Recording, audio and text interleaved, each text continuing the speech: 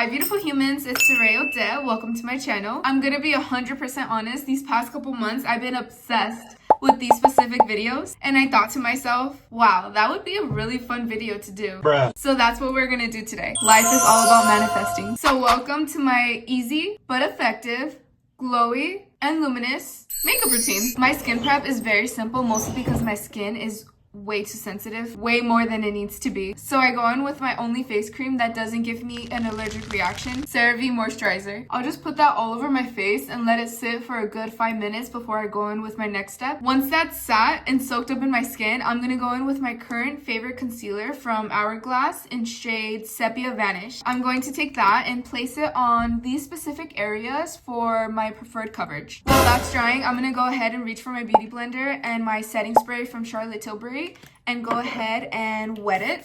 I find when I do this step, my base grips onto my face a lot better. Once that's nice and set, I'm gonna go ahead and start blending it out and making sure I don't drag the concealer out of its original placement.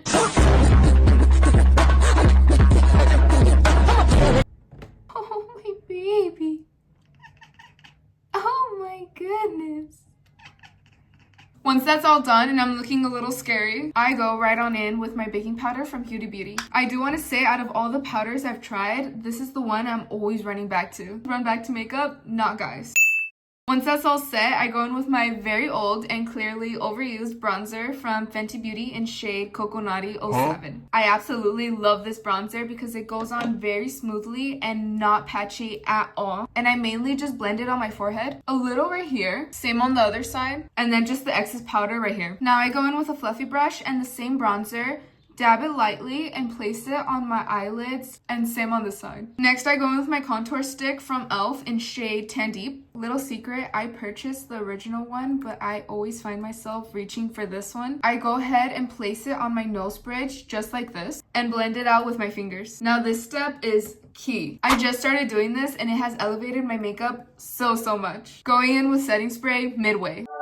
I use Anastasia's Dewy Set, and literally 2 sprays is perfect. I'm gonna go ahead and let that dry while I take out my blush from Patrick Ta in shade She's Wanted. I'm using an angle brush just like this, lightly tap, and I go ahead and place it here. Same on this side. I do like putting a little on my eyelids as well. And then with my finger, I just grab a little and place it on my nose right here. And I just blend again with my fingers. I love blush. One of my favorite baking tricks is spot baking, if that makes sense. I pretty much just place my baking powder on specific areas and let it sit. And to me, it highlights that area and creates that sharp effect.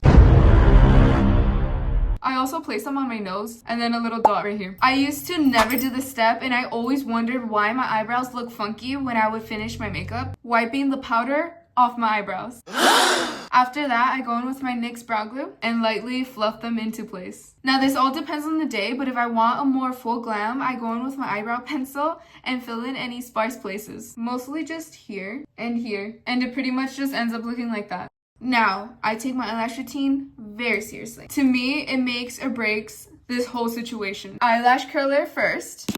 Done. For mascara, I'm gonna go in with Big Lash from Revolution. Done. Okay, these next steps are crucial. If you want your face to look, you're gonna want to pay attention. Grab your lash strip, you only need one. Mine is from Kiss. I always make sure that the lash length is the same all around. What I do is cut my lash into sections right on the original gaps. It should pretty much look something like this. I grab my lash glue from Duo and coat the top of the band. Make sure you're not stingy with it. You don't want your eyelash falling off mid-conversation. It's happened to me and trust me, I don't recommend it. I go ahead and let that sit for a minute or two to dry. And then I go in with these and place them only on my outer corner. And that's pretty much how they end up looking. Okay, so yes, eyelashes are very important in my routine, but this is the real showstopper. My highlighter from ColourPop. For placement, I pretty much think of it as an upside down triangle.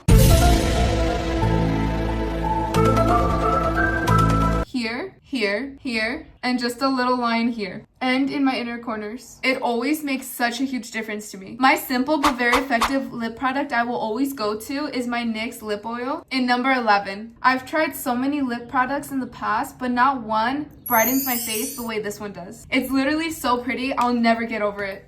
I'm finally gonna go ahead and wipe off that powder I had baking, just like that. Now that this is pretty much completed, I'm gonna go in with my setting spray once again, but go in a little heavier this time.